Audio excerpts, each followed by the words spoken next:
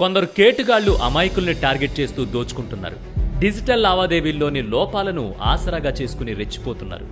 అలాంటి ఓ మోసమే క్యూఆర్ కోడ్ ఫ్రాడ్.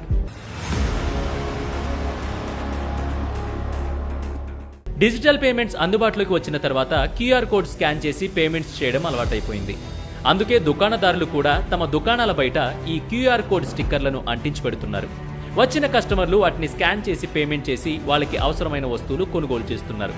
అయితే దీన్నే కేటుగాళ్లు ఆసరాగా తీసుకుని క్యూఆర్ కోడ్ స్టిక్కర్లను ట్యాంపర్ చేస్తున్నారు.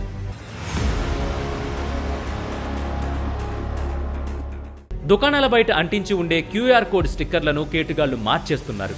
అలాగే ఆ స్కానర్ను స్కాన్ చేస్తే దుకాణదారుడి పేరు కనిపించేటట్లు యూపీఐ ఐడిలో యూజర్ నేమ్ సెట్ చేసుకుంటున్నారు.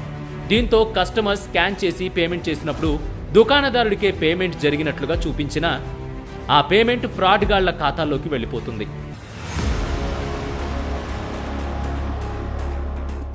సాధారణంగా బాగా రద్దీగా ఉండే దుకాణాల దగ్గరే ఇలాంటి మోసాలు జరుగుతున్నాయి. అలాంటి దుకాణాల్లో పేమెంట్ వచ్చిందో లేదో మొబైల్ను చెక్ చేసుకునే టైం దుకాణదారుడికి ఉండకపోవడమే ఈ ఫ్రాడ్ గాళ్లకు కలిసొస్తోంది.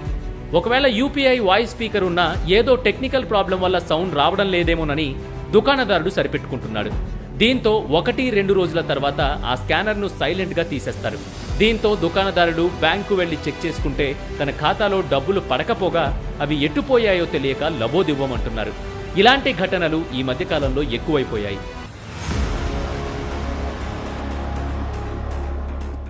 ముందుగా క్యూఆర్ కోడ్ స్టిక్కర్లను అందరికీ అందుబాటులో ఉండేలా ఉంచకూడదు.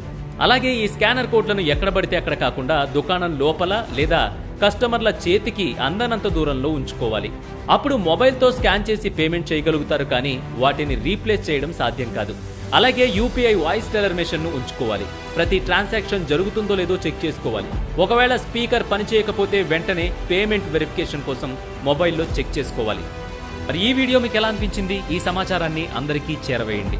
అలాగే ఇలాంటి ఇంట్రెస్టింగ్ విషయాల కోసం వే2న్యూస్ యాప్ని ఇన్స్టాల్ చేసుకోండి.